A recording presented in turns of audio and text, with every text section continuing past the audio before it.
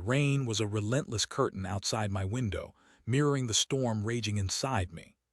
Barnaby, a 44-year-old architect in Chicago, stared at the divorce papers on my desk, the stark white a brutal contrast to the warm wood. My hands trembled as I reread the words, each syllable a hammer blow to the foundation of my life. My marriage to Giselle, my beautiful, vibrant Giselle, was over. It hadn't always been like this. We met at an architecture conference in Rome 10 years ago. Giselle, a talented interior designer, had captivated me with her infectious laugh and her passionate views on sustainable design.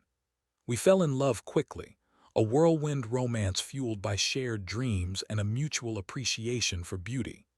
We built a life together in Chicago, a brownstone in Lincoln Park that we filled with art, laughter, and what I thought was unwavering love. But somewhere along the way, the laughter faded, the shared dreams became individual pursuits, and the unwavering love, well, that turned out to be a cruel illusion. The first crack in our perfect facade appeared about 6 months ago. Giselle started working late, claiming a demanding new project with a wealthy client. I, engrossed in my own work designing a new eco-friendly skyscraper downtown, didn't question it. I trusted her implicitly. Looking back, the signs were there, glaringly obvious. The subtle changes in her behavior, the guarded phone calls, the vague excuses, the way she flinched when I touched her. But I was blinded by my love, by my unwavering belief in the woman I thought I knew. The truth came crashing down on a Tuesday morning. I had a rare day off and decided to surprise Giselle at her office. I walked into the sleek, modern building where she worked, a bouquet of her favorite lilies in hand, my heart filled with anticipation. I asked the receptionist for Giselle's office and she smiled politely. "She's in a meeting with Mr. Thornton," she said. "Would you like to wait, Mr. Thornton?" The name pricked at my memory. That was the name of the wealthy client she'd been working with. I decided to wait, picturing Giselle's surprised and delighted face when she saw me. I imagined us having lunch together, a stolen moment of connection in her busy day. 20 minutes turned into 40, then an hour. I started to feel restless, a knot of unease tightening in my stomach. Finally, I couldn't take it anymore. I told the receptionist I needed to use the restroom and would be right back. Instead, I walked down the hall, my footsteps muffled by the plush carpet. I knew the general direction of Giselle's office, and I followed my instincts, a growing sense of dread guiding me. I reached a door at the end of the hallway, the name, Mr. Thornton, etched in elegant silver lettering. The door was slightly ajar and I could hear voices inside. Giselle's voice. I hesitated for a moment, a sliver of hope clinging to the belief that I was wrong, that there was a perfectly innocent explanation. But the knot in my stomach tightened, and I knew, with a certainty that chilled me to the bone, that I had to know the truth. I pushed the door open. The scene that unfolded before me was like a punch to the gut, stealing my breath and shattering my world into a million pieces. Giselle was standing by the window, locked in a passionate embrace with a man I now recognized as Mr. Thornton. His hands were tangled in her hair, and their lips were fused together in a kiss that was both intimate and possessive. Time seemed to stand still. The air crackled with betrayal, the silence broken only by the frantic pounding of my heart. Giselle pulled away from Mr. Thornton, her eyes widening in horror as she saw me standing there, a bouquet of lilies clutched uselessly in my hand. "Barnaby," she whispered, her voice trembling. I couldn't speak. I just stared at her, at the woman I had loved and trusted, the woman who had vowed to spend her life with me, the woman who was now standing in the arms of another man. Mr. Thornton, a tall, handsome man with a smug expression on his face, stepped forward. "Barnaby, isn't it?" he said, extending his hand. "I'm Rhys Thornton. I don't think we've met." I wanted to punch him, to wipe that arrogant smirk off his face. But I was paralyzed, frozen by the shock and the pain. I turned and walked away, the lilies falling to the floor, their sweet scent now a bitter reminder of my shattered dreams. I didn't say a word to Giselle. I went back to our brownstone, packed a bag, and left.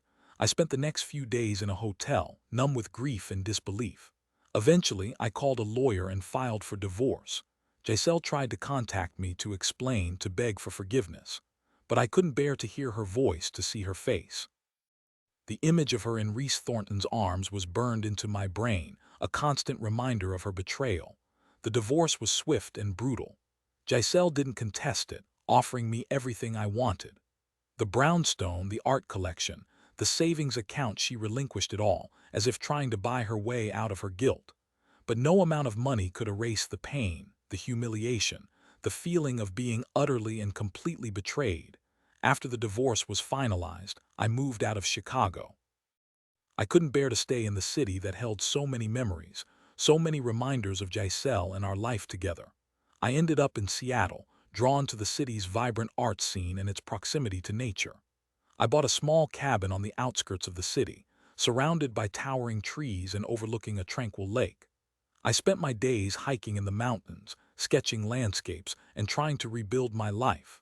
One evening, about a year after my move, I received a phone call. It was from a woman named Seren. She introduced herself as Rhys Thornton's wife. My heart clenched at the sound of his name. I braced myself for another wave of pain, another reminder of Giselle's betrayal. But Seren's voice was surprisingly gentle. "I know this is probably the last call you expected to receive," she said, "but I felt I needed to talk to you." I listened in silence as Seren told me her story. She had suspected Rhys of infidelity for years, but she had never been able to prove it. "Until now. After you left Giselle's office that day," Seren said, "Rhys came home and confessed everything. He told me about the affair, about how he had fallen in love with her, about how he was planning to leave me for her. I was devastated," she continued. "I confronted Giselle and she confirmed everything. I filed for divorce immediately. I felt a strange sense of vindication, a small measure of justice for the pain I had suffered. But I also felt a pang of sympathy for Seren, for the shared experience of being betrayed by the same man.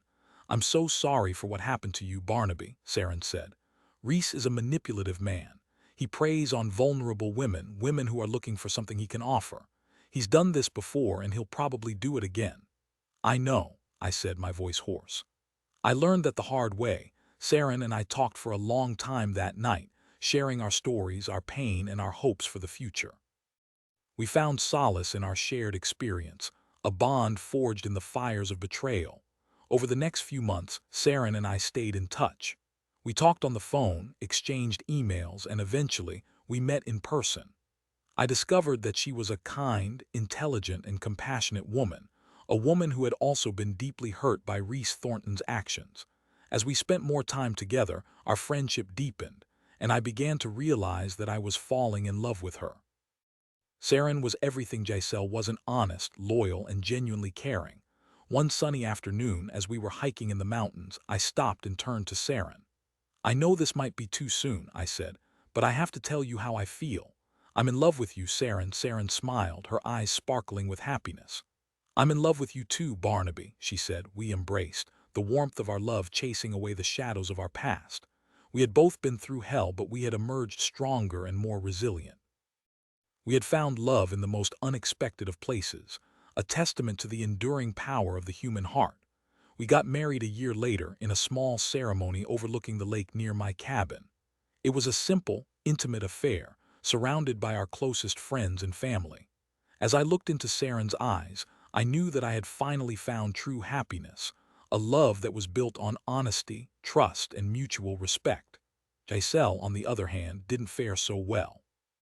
After Rhys Thornton divorced his wife, he quickly lost interest in Giselle. He moved on to another woman, leaving Giselle heartbroken and alone. Her career suffered, and she eventually lost her job. She tried to contact me again, begging for forgiveness, but I couldn't bring myself to forgive her. The pain of her betrayal was still too raw, the scars too deep. I heard through mutual acquaintances that she eventually moved back to her hometown, a small village in Italy, where she lived a quiet, solitary life. I often wondered if she ever regretted her actions, if she ever realized the magnitude of the pain she had caused. But I couldn't dwell on the past. I had found happiness with Seren, a love that was worth fighting for. I had learned that betrayal can be a devastating experience, but it can also be an opportunity for growth and transformation. I had emerged from the ashes of my broken marriage a stronger and more resilient man, ready to embrace the future with open arms. And as I stood there, holding Seren's hand, watching the sun set over the lake, I knew that I had finally found peace, a peace that I had never thought possible after the devastating betrayal of my first love.